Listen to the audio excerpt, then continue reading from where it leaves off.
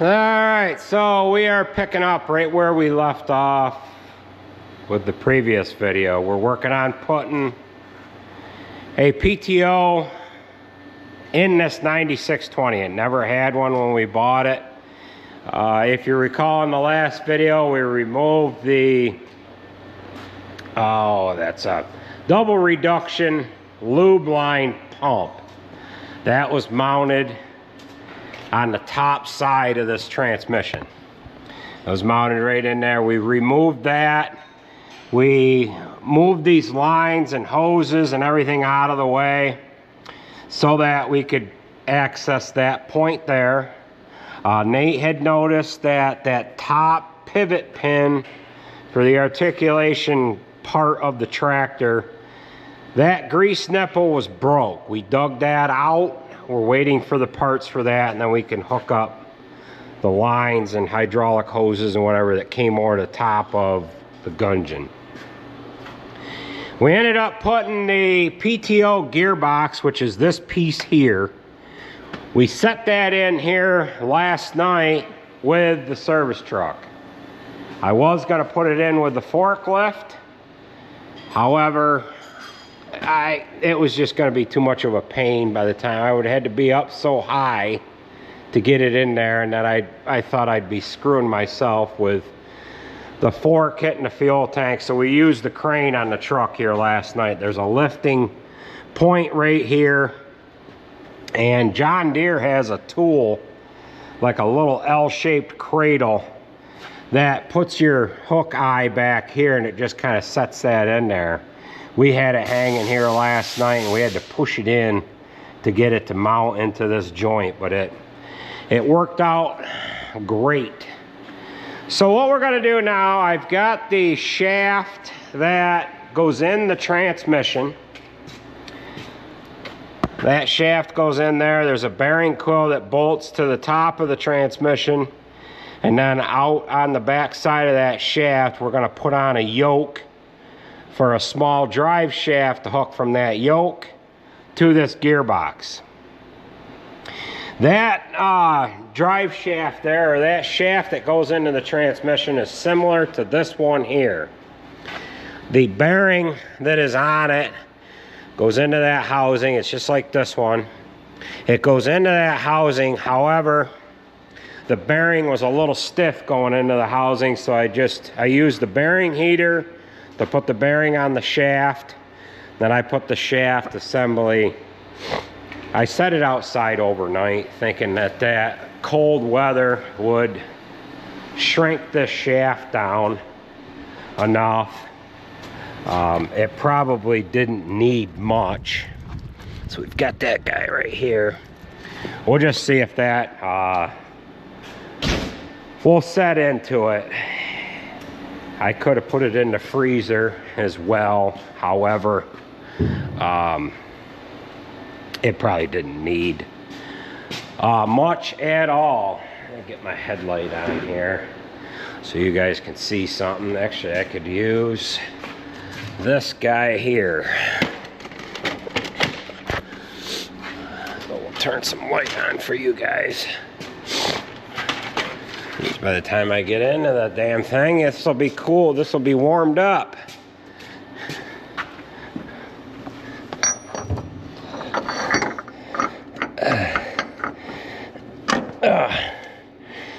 There we go. All right, I don't think that needed much, but it is in there. And then we'll get the yoke. There's a cover here that has a seal in it. We put the O-ring on there.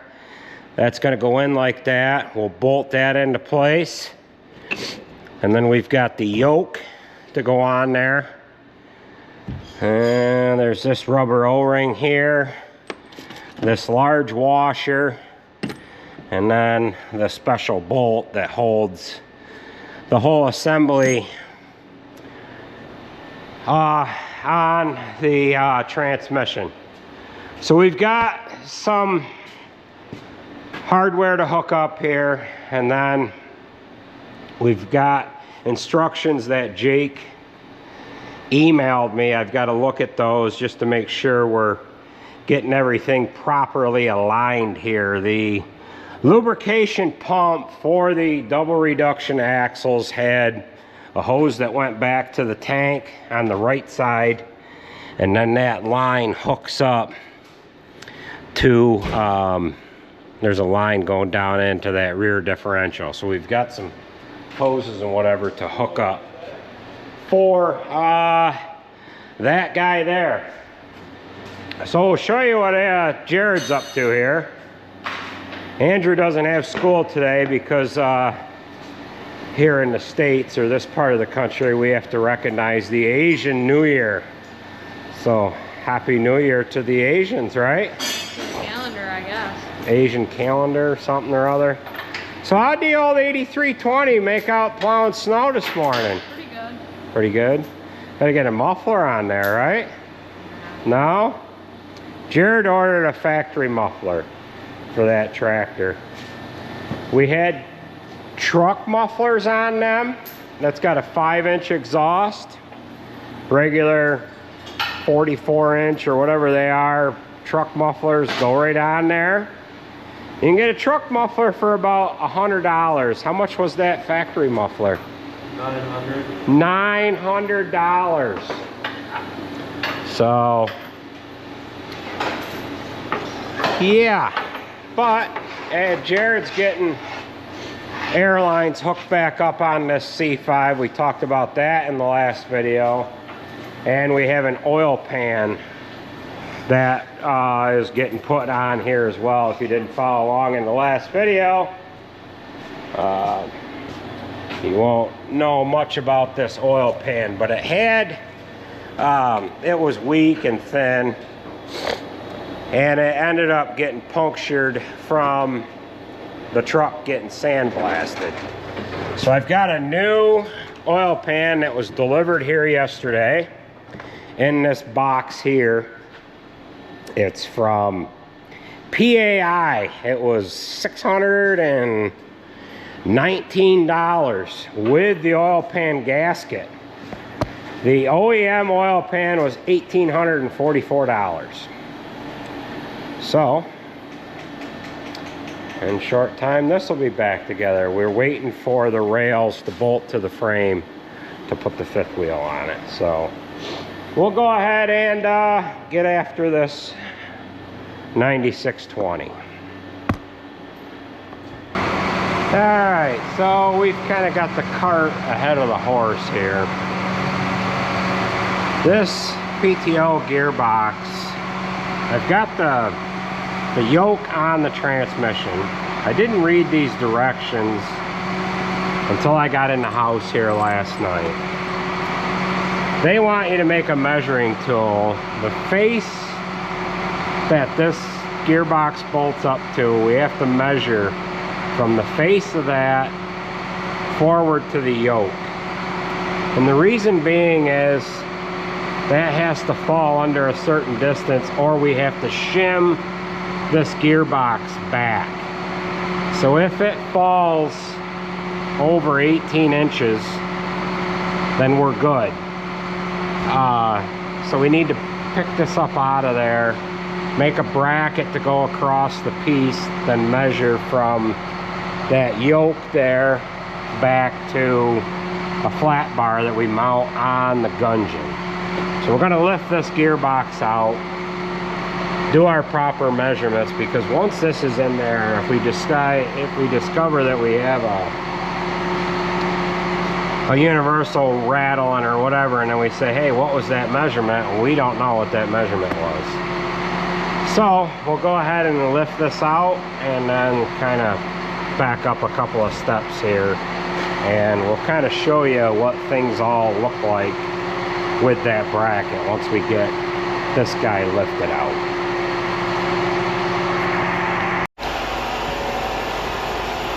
Alright, so what I went and done is I took a piece of angle iron, cut it at the desired length to make it across the gunging housing. They suggested to drill holes into it and bolt it into place, but I said, you know, I'm going to save that step. and we have clamped it into place. Now what they want you to do is measure from the face of that yoke back to the face of the piece of metal that is bolted to this gudgeon housing. If it falls below 18 inches, you don't have to add any shims. If it's longer than 18 inches, you have to add shims between this clutch, PTO clutch assembly, and that housing.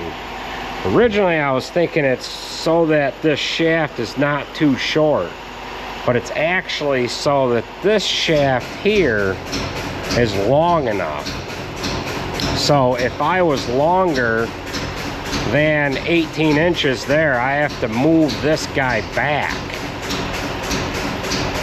from what I could tell. So it doesn't really make any sense. I'll put an illustration of the drawing in there, but it doesn't, I think their numbers are backwards. But if it's over 18 inches, you add shims accordingly. If it's under 18 inches, you don't add any. So that would lead me to believe that they're concerned about this length from the back going backwards. So I don't know. It's yeah, the longer the distance, the more shims you add. The more shims you add, you would be pushing this back. Yeah, so I don't know. I don't know what that's all about there. So we're going to just keep moving forward here. Yeah, I'll show you what that drawing looks like, and we can look at it together here, and you guys can tell me what you think. But if we're over 18 inches, it doesn't, yeah. All right. All right, so now we are ready to slide that into place and get it bolted up. One other procedure that we have to do is we have to align the transmission to this PTO clutch housing. I don't have the tool for that, and I'm not sure how we're going to go about it, because we can adjust that up and down, and there's also the ability to adjust the transmission up and down too. So we're just going to try to center it best we can and see if we can't just get it to work perfectly the way it's supposed to.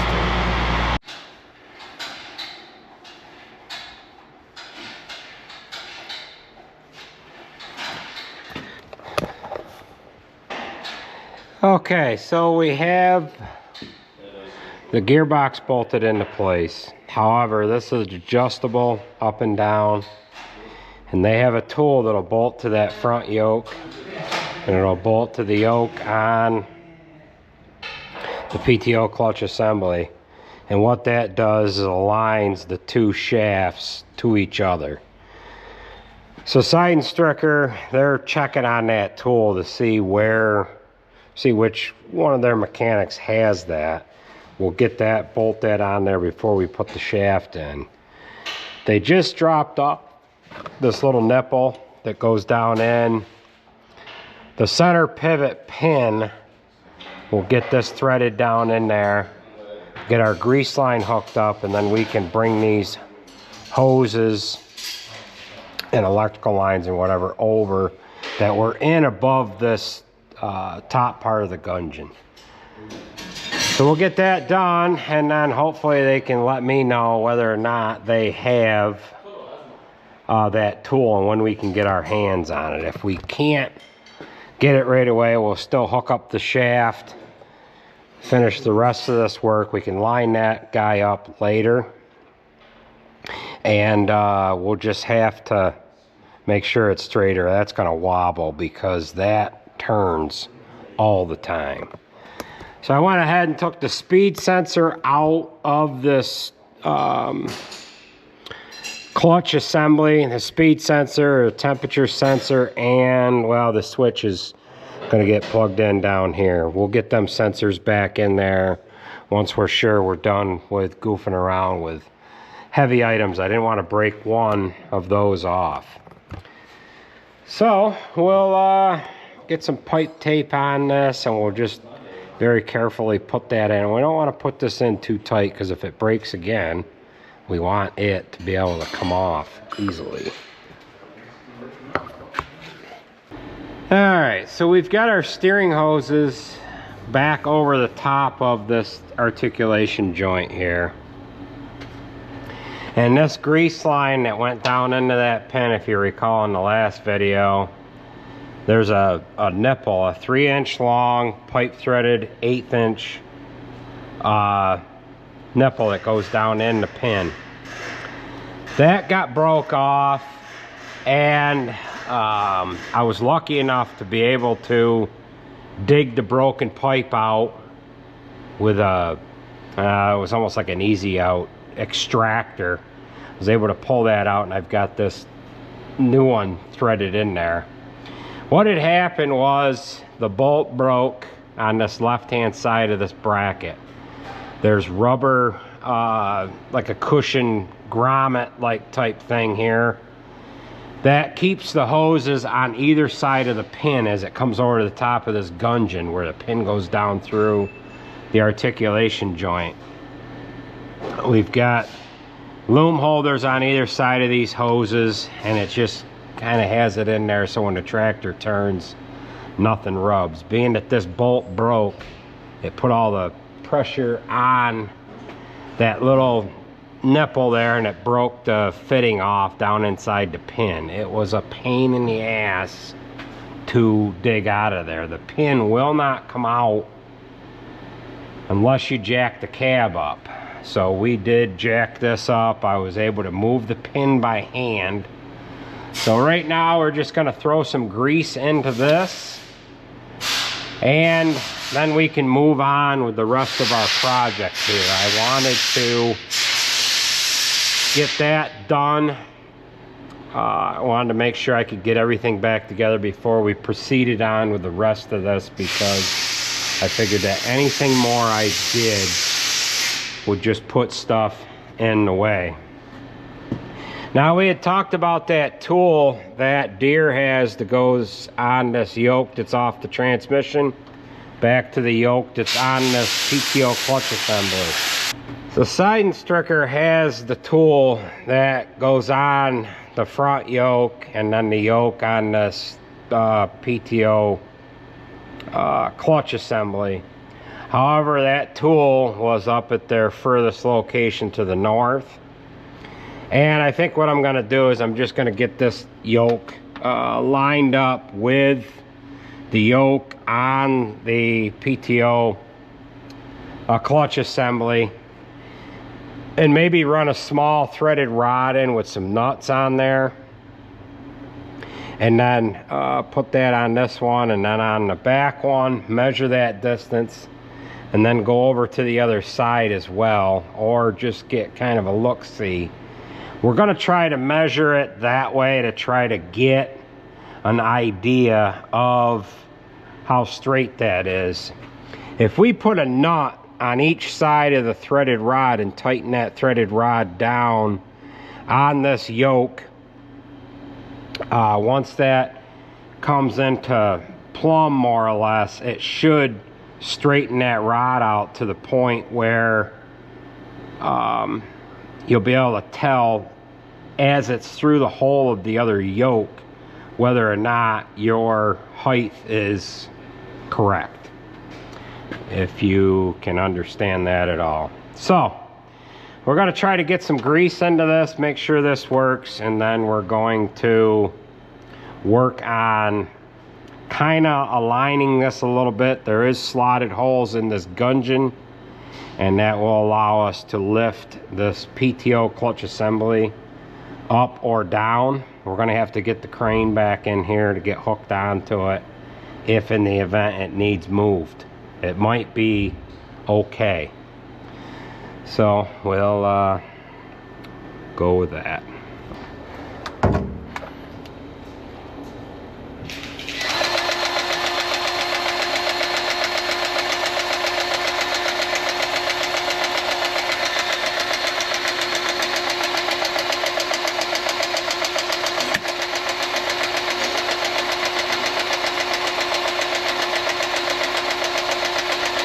Okay, beautiful. We've got grease going where it needs to go. I was worried that that pin was going to have a couple of hard spots in it because I do not know when this successfully had grease into it, but you can see that there is some grease in there now. So, on with the rest of it here. Alright, so this is how we're going to do this. I've got this threaded rod. I'm going to put that into the yoke. Slide it into the one on the PTO clutch assembly. Slide it forward to the transmission yoke. I've got that turned so it's completely vertical. And then I think I can just tighten this nut up, and that's going to put it plumb with that top yoke. And if we're straight or level with this, if we're at the right height with this PTO clutch assembly, then we won't have to raise it or lower it. But we need to kind of check that to see what we're working with.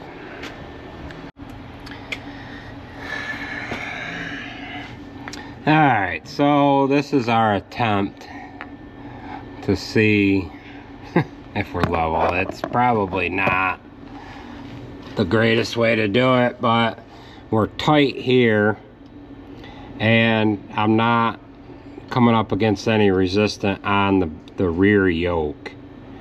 I'm centered pretty good. I don't know if you guys can see that back there or not, but we're going to just run with it.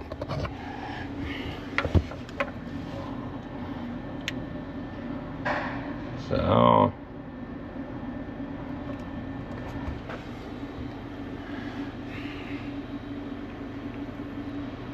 all right, so we have our shaft in there, and they wanted us to put this shroud on that bolts to the front of this PTO clutch assembly. But that step is actually down the road a little ways, so I'm just trying to look ahead on the directions and make sure we allow ourselves enough room to hook up to the two fittings on the front of that clutch housing. So we went ahead and removed the 90-degree fitting that goes in the transmission that has that fill tube on it. We removed that, we put a T in there. That's got a suction hose on it that goes over to the clutch assembly. I took this pump lube fitting out, plug. I've got a fitting in there and I've got to hook up a hose to it. So we're trying to skip ahead on some of the directions here so that we don't screw ourselves and get stuff installed when we need to have these parts out of the way. So this is another project we have going on. I know some of you have asked about this white mixer. Well, we quit using it about a year ago. And the reason why we quit using it is we didn't need to have 3 going.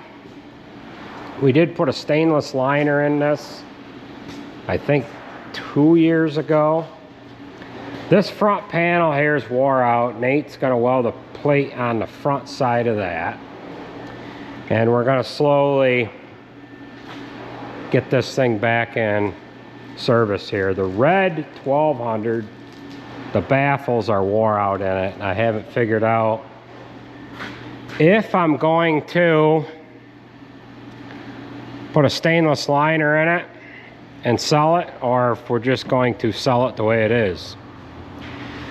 But yeah, so Nate's gonna work on that.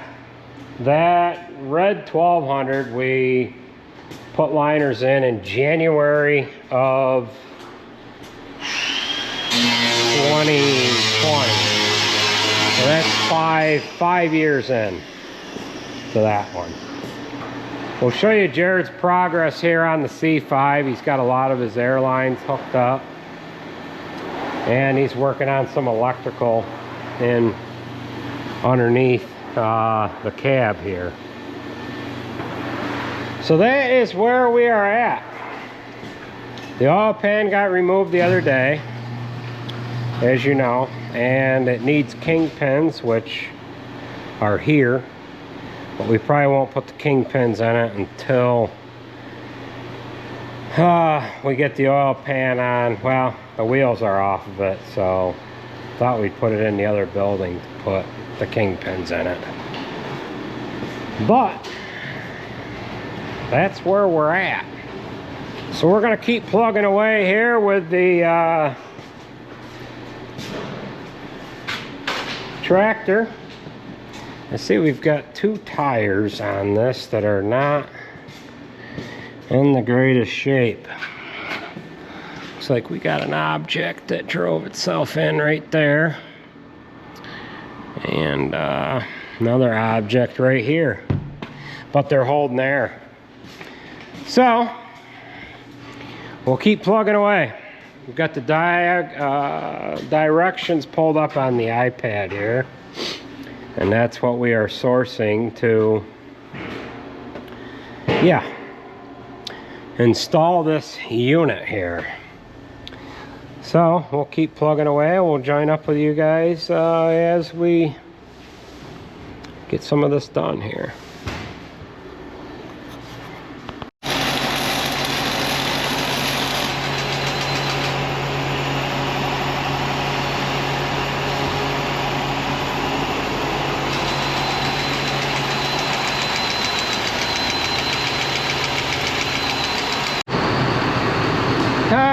So rolling this one out the door. Nathan's got a beautiful job on the front of it, and I'm going to use this to feed cows in the morning. They're going to put some refusal feed through it just to clean up the screws, and they're going to run the conveyor just to make sure that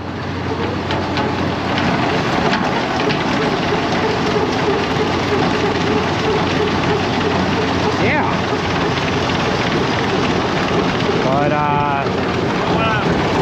oil in it? Yeah, we could see if there's some old oil. But this one has the stainless liner in it, and they're gonna run some old feed through it just to clean it up on the inside a little bit. We got some rusty material. He's gonna go get some oil for that chain.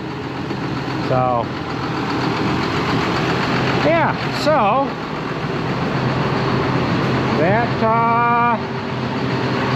that's pretty good.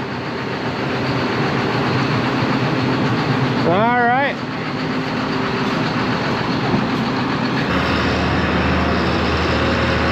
Well, here we are. It is Saturday morning, February 1st. It's about maybe 20 degrees out or so. We did get some rain here yesterday, and temperatures cooled off overnight here, and it has snowed a little bit. Got about 4 or 5 inches of snow on the ground, and things have been going decent. Now, I know some of you have asked, where's the white mixer wagon been? Well, we've more or less had it parked for the last, I don't know how long it's been, maybe a year or so. And the red 1200 needs a stainless liner put in it. Nate welded this panel on here last night. This was wore through. Feed was coming out from underneath it. So here we are. We're using it again. So we're gonna have to order a liner for that red mixer, red 1200, which is over there, and get things sorted with that. We are going to order a new mixer here at some point, but we've got to get that sorted as well. So we'll get on with things here this morning. We've got the 7730 on this mixer wagon. The 7200 that we regularly run on the 1400 mixer, that's got transmission shift collar problems. That's ordered a side and stricker. Right now they're working on that, and they have to take the cab off, split the tractor, get into the transmission, and do some work to that. That's going to be about a $20,000 bill. So it's nice and calm out here this morning, and it's going to be a good morning to feed cows. So we'll join up with you guys a little later on here as we get to the rest of our day.